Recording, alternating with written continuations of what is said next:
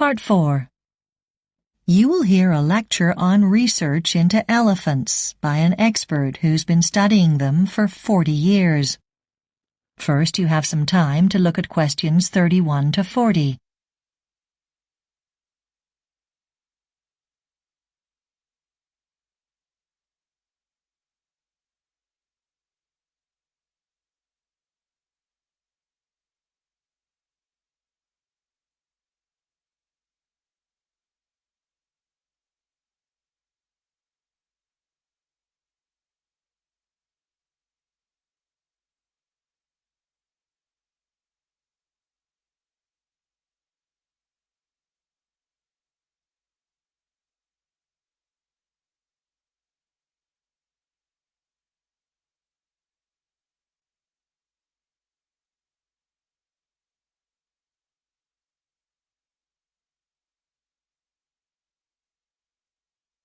Now listen carefully and answer questions 31 to 40.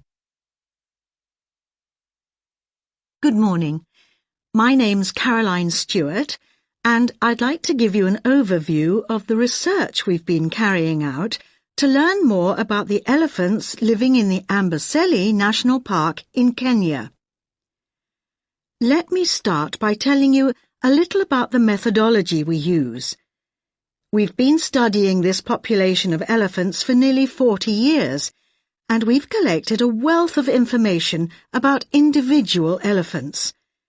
We now have a database of 2,500 elephants from the area, and we know the month and year of their birth, as well as who was the mother of each one. More recently, one of my colleagues has been examining the pattern of elephant relationships within and between the families in more detail. He's done this by using audio equipment to record and then play back the calls that are made by the elephants. And in addition to that, for some time we've been using DNA analysis to investigate these relationships. The findings were significant. For example, for a long time, we'd suspected that elephants live in a very complex social system. And one thing we found from our research is that this social system is made up of a large number of different layers, not just parent and child, but also brother and sister, and so on. Another important discovery was that elephants can be very cooperative, as much as chimps, in fact. We conducted an experiment in which two of the elephants brought food within reach by pulling simultaneously on the ends of a rope. It was a surprise even to us that they managed to do it. Another finding was just how flexible elephants can be.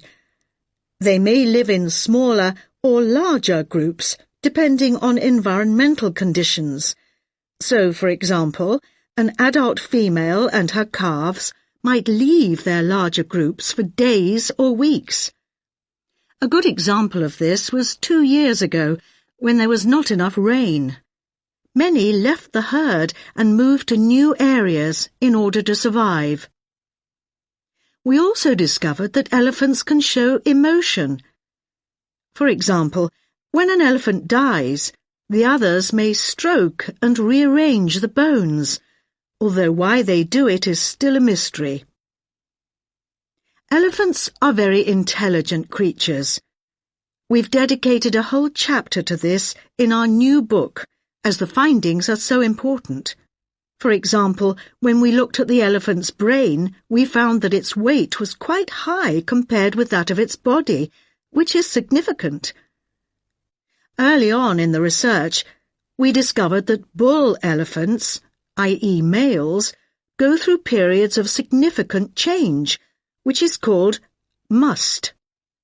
This serves to advertise the male's virility to other females, letting them know he's healthy and would be a good father, but it also warns other males to stay away.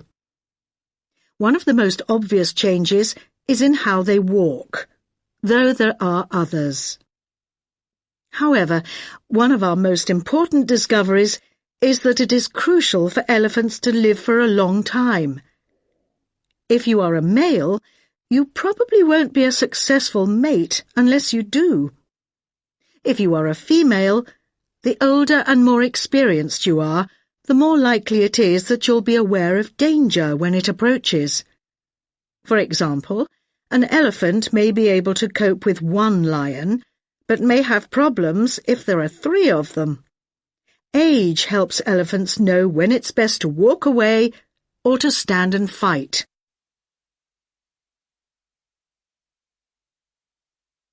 There's a huge amount that's still waiting to be discovered. For example, we know very little about the part that's played in the life of elephants by their sense of smell, although we suspect that it must be important because this sense is very well developed. It's very hard to conduct research in this area in the wild because there are so many variables involved. Another area we know little about is illustrated by a time I observed a young elephant reaching out towards an electric fence. His mother's whole body posture displayed alarm at the danger he was in. This is an example of how one elephant can be sensitive towards the feelings or situation of another, but we don't know how much it happens. That is the end of Part 4. You now have 1 minute to check your answers to Part 4.